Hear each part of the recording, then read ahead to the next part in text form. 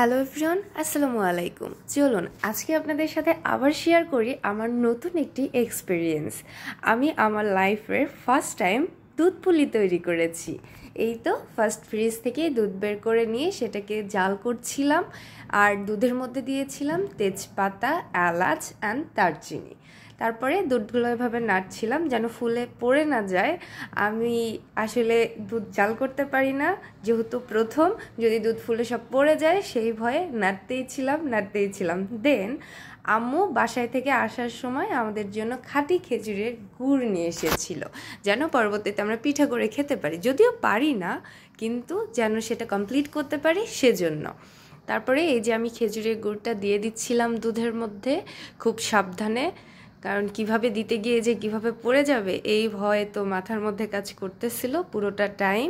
তারপরে এভাবে দিচ্ছিলাম, আর আমার পুরোটা টাইম আমাকে হেল্প করছে আমার স্যার।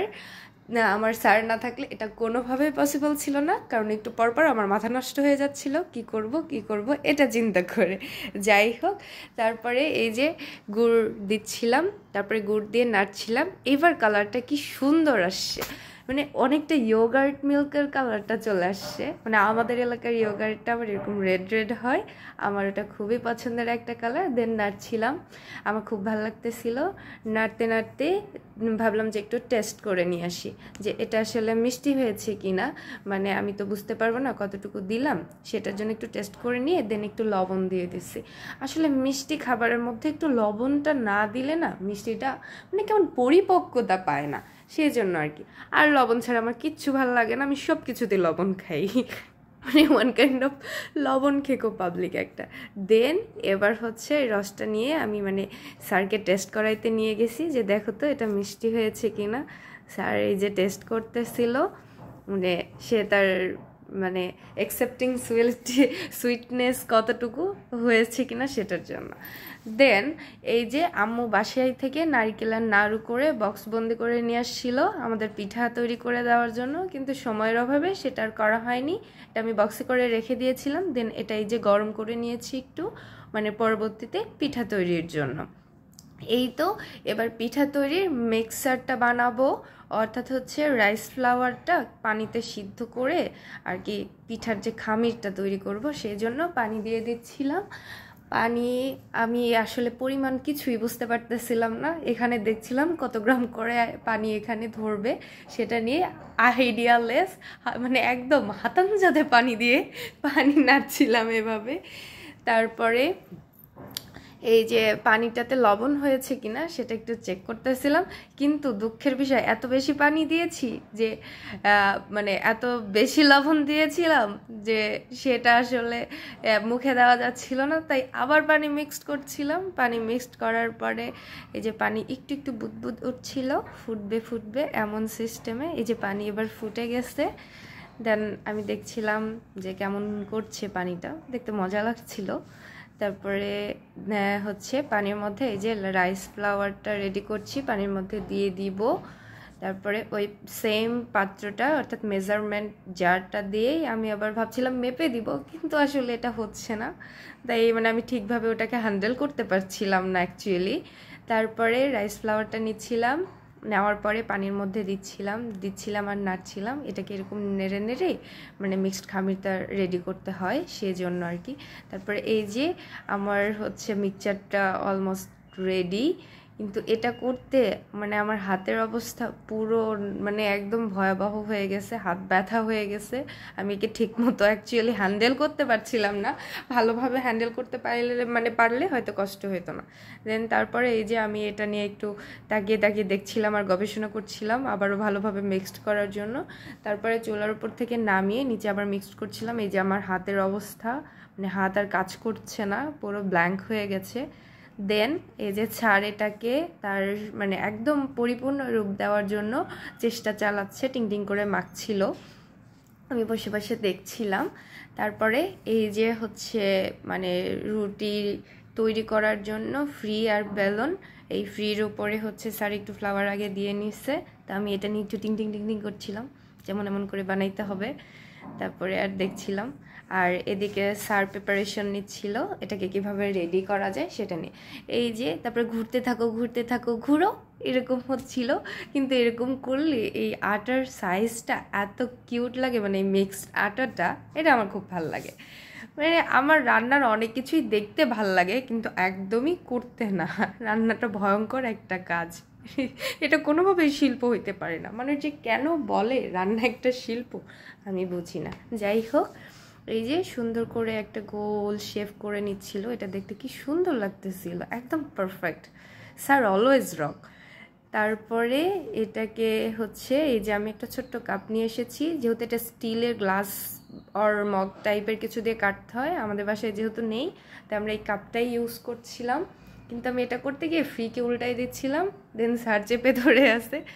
আমি এটার সাথে মানে তুমুল যুদ্ধ চালাচ্ছিলাম, কিন্তু বের করতে পারবো না বিধায় স্যার আবার হেল্প করতেছিল, স্যারও যুদ্ধ করে এটাকে বের করছিল। তারপরে এই যে আমাদের যুদ্ধের সমাপ্তি, স্যার হচ্ছে এটা বুঝে গেছে টেকনিকটা, সে মানে ইজিলি বারবার করে দিচ্ছিল আর আমি এটা সুন্দর করে ডেকোরেট করে করে রাখছিলাম, দেখতে ভাল লাগে আর কি এই জন্য। তারপরে এই যে হচ্ছিল স্যার রেডি করে করে দিচ্ছিল অ্যান্ড আমি এটাকে ধীরে ধীরে ডেকোরেট করে রাখছিলাম, দেখতে ভালো লাগছে সেজন্য আর কি। তারপরে এই যে আমি পিঠা তৈরির প্রিপারেশন নিচ্ছি, এই লাড্ডুগুলোকে একটু টিং টিং টিং টিং করে ঘুরিয়ে নিয়ে এর মধ্যে নাড়ু দিয়ে মানে সুন্দর করে একটা শেপ করার আপ্রাণ চেষ্টা চালাচ্ছি আর কি। তারপরে এই যে এরকম চাপ করে করে ওর দুই সাইডের মানে স্ট্রাকচারটা একসাথে জয়েন্ট করে দিচ্ছিলাম। জয়েন করে দেওয়ার পরে মানে একটু ডিজাইন করতে গেছিলাম আর কি, আম্মুরা করে না বাসায়, কিন্তু এটার যা মানে চেহারা হয়েছে ও মাই গড, রেখে দিয়েছি অমনিতেই। দেন আরও একটি নিয়ে স্টার্ট করছি, এভাবে ধীরে ধীরে বানানোর চেষ্টা করছিলাম, এটা সুন্দর হচ্ছিল। দেন এই যে স্যার আবার পুনরায় স্যার এটাকে গোল গোল লাড্ডুগুলো রেডি করে দিচ্ছিল আর আমি পিঠাগুলো রেডি করছিলাম।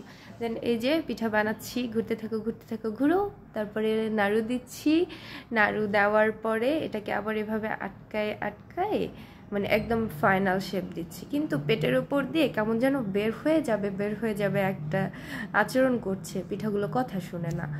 যাই হোক, এভাবে অনেকগুলো বানিয়ে নিচ্ছিলাম কারণ সবগুলো তো কমপ্লিট করতে হবে।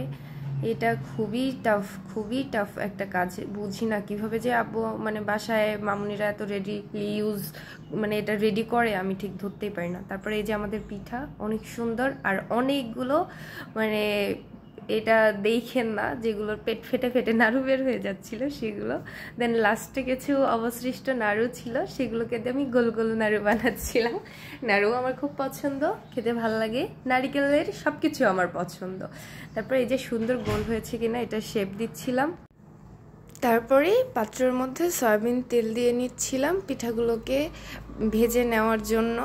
তারপরে এই যে তেল দিয়ে দিলাম, তেল দিয়ে এটাকে একটু নাড়িয়ে দিয়েছি যেন পাত্রের অন্যান্য অংশগুলোতে আর কি তেলটা ছড়িয়ে পড়ে। তারপরে পিঠাগুলো দিয়ে দিচ্ছিলাম, দেখতে অনেক সুন্দর লাগতেছিল, কিন্তু ওই যে একটা পিঠার পেটের মধ্যে ছিদ্র হয়ে গিয়েছিল, মানে দুষ্টু পিঠা লাফালাফি করে বের হয়ে আসছে পেট ফেটে।